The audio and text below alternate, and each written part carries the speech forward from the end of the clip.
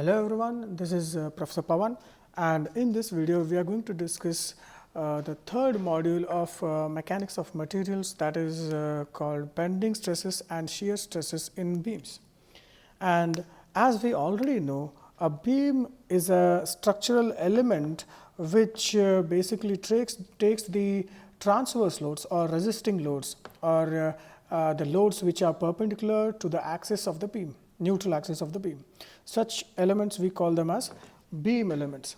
And in this module we basically will deal with how bending stresses and shear stresses affect the beams, and also what will be the variation of bending stresses and shear stresses throughout the section of the beam. Okay. Now, first we will discuss about the bending stresses of the beams, and then we'll make the discussion on the shear stresses on the beams. So, we'll start with bending stresses in beams. So first we'll have to, in bending stresses, first we'll have to discuss about the theory of pure bending or simple bending. It is called as theory of pure bending,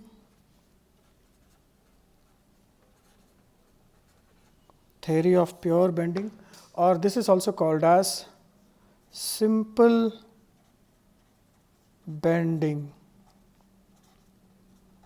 It's also called as simple bending.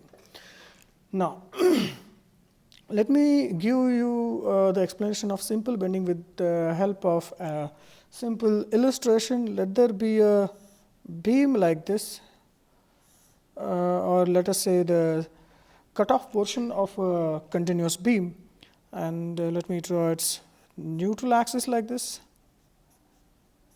Okay.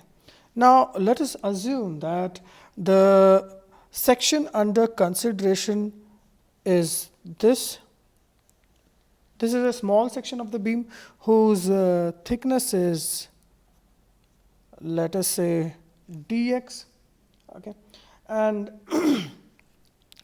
if, let us assume that if this beam is subjected to moment or the constant moment of magnitude m like this, okay, constant magnitude m like this. Now, let me denote this as neutral axis. Now, under the action of this kind of bending moment, what will happen to the beam is the beam will it will get deformed like this.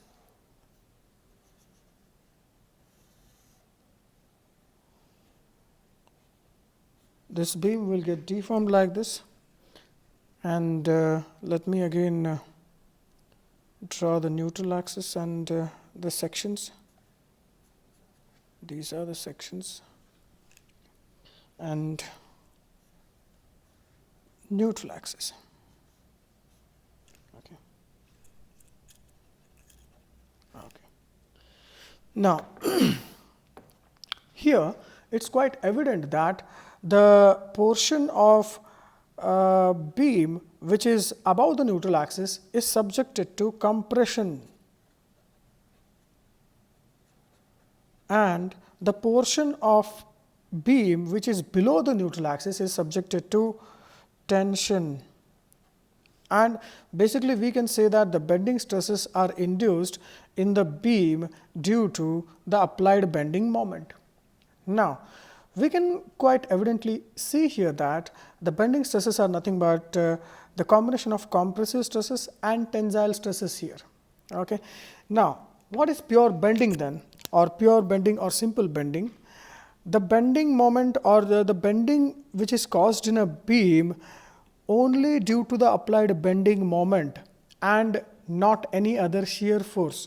Such bending we call it as simple bending or pure bending. Okay. Yeah, or we can say if a beam is bent with the application of constant bending moment without being subjected to shear, then it is said to be in a state of pure bending or simple bending. So this is what pure bending or simple bending is all about. Now, let us discuss on assumptions in simple bending theory. assumptions in simple bending theory.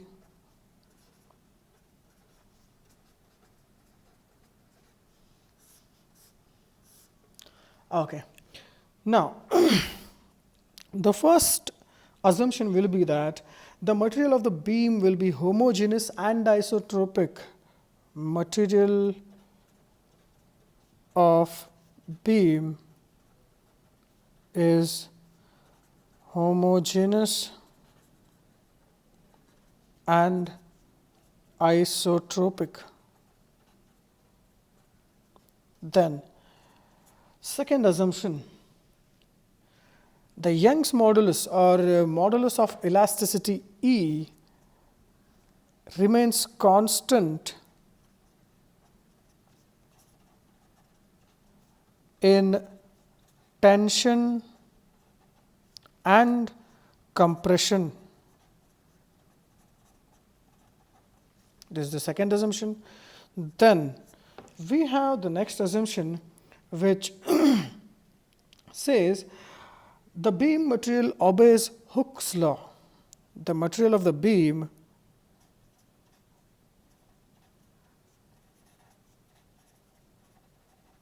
obeys Hooke's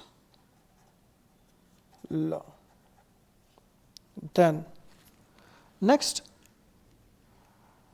assumption says that the stresses generated in beam are purely longitudinal. The stresses generated in beam are purely longitudinal.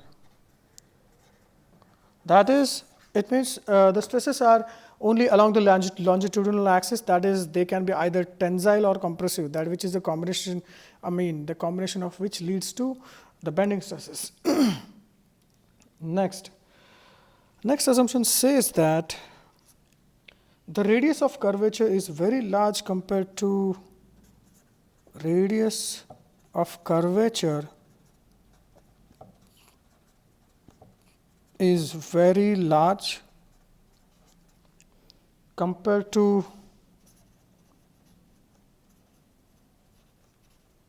the depth of the beam.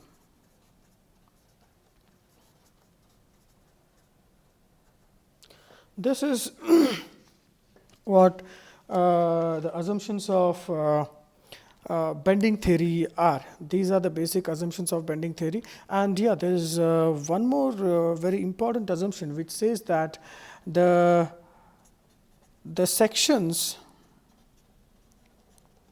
of beam which are straight and plane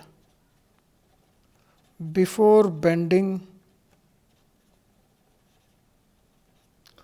will remain so